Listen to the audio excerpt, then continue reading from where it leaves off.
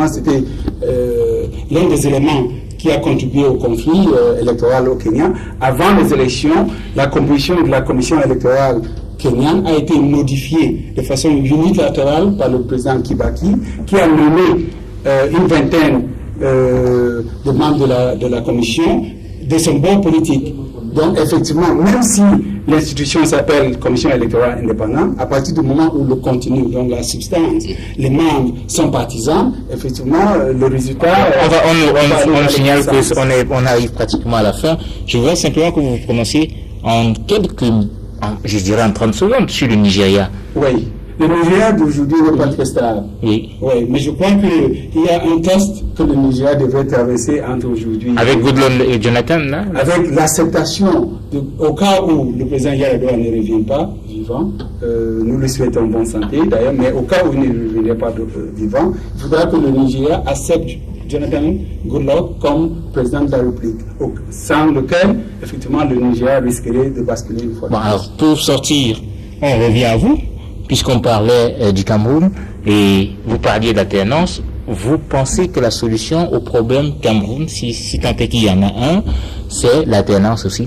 Je ne vois pas d'autre voie de sortie. Et donc vous êtes que le pouvoir RDPC reste que le RDPC reste au pouvoir pendant autant d'années.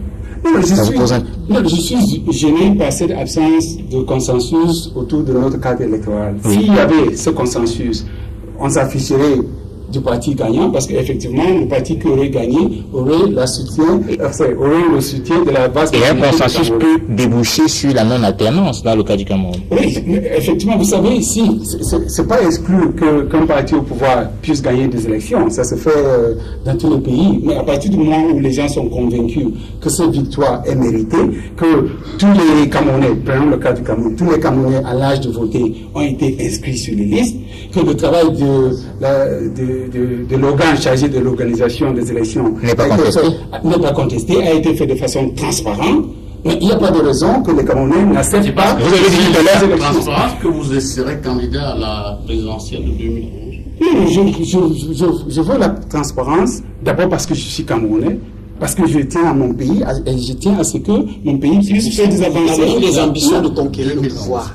Non, mais je crois que là, ça fausse un peu le débat. Parce qu'à partir du moment où tout se personnalise, ça voudrait dire que si je n'étais pas intéressé par la politique camerounaise, je ne serais pas en train de demander la Vous sentez émission, vous avez dit tout à l'heure que vous êtes en train de tourner à travers le monde pour discuter avec la diaspora. Vous sentez une mission? Je ne me sens pas une mission salvateur. Je suis Camerounais et je tiens à mon pays. Et je me dis quand même que, en tant que Camerounais, si je peux porter une contribution aussi modeste que soit-elle, je ne serai pas né dans ce pays pour rien. Êtes-vous l'instigateur des appels à vous présenter comme candidat en 2011? Ou alors, candidat on a beaucoup entendu des appels de vous, aussi bien en 2004, on entendait déjà au niveau de la diaspora, on parlait du candidat Christopher Fomenyo, en 2011, on parle également de vous.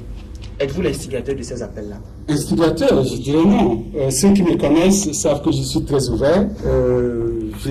Je serai très mal placé pour instiguer. Est-ce que vous avez reçu des appels? Vous n'entendrez jamais. Quand je vous dis que j'ai entendu vos appels, je vais me présenter. C'est pas Christopher Fomenyo. Est-ce que vous avez le profil de l'emploi pour la fonction présidentielle au Cameroun? Je crois que pour l'instant, ce qui me préoccupe, c'est l'avenir du Cameroun. Et tant que cet avenir est garanti, tant que je peux porter ma modeste contribution, je le ferai.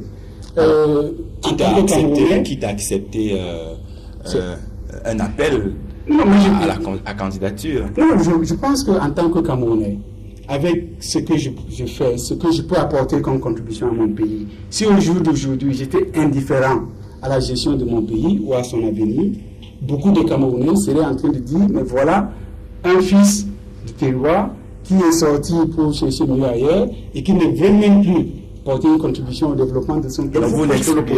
Je pose cette question parce que l'année dernière, vous avez animé aux États-Unis un forum organisé par l'UDC, par le Manidem et par une plateforme de la société civile.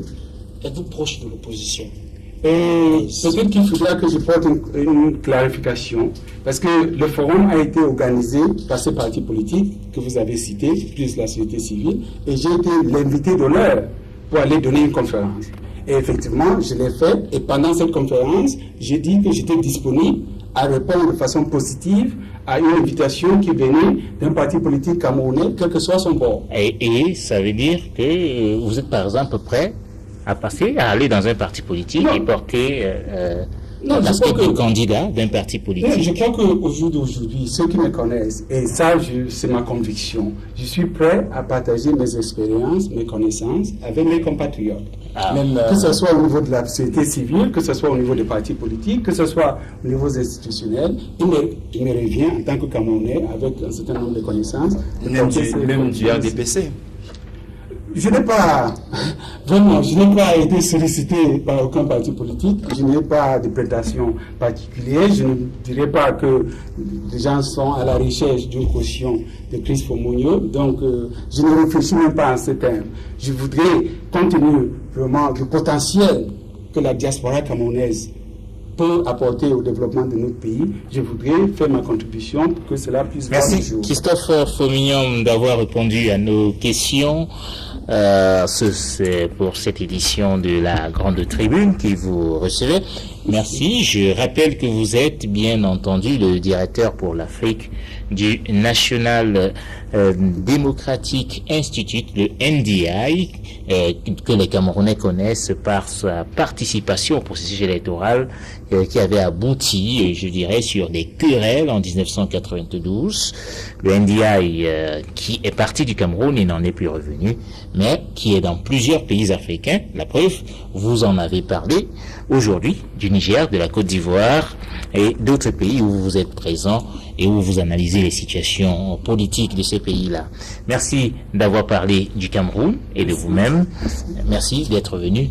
À vous, chers téléspectateurs, nous disons merci d'avoir suivi et surtout merci de rester sur Equinox.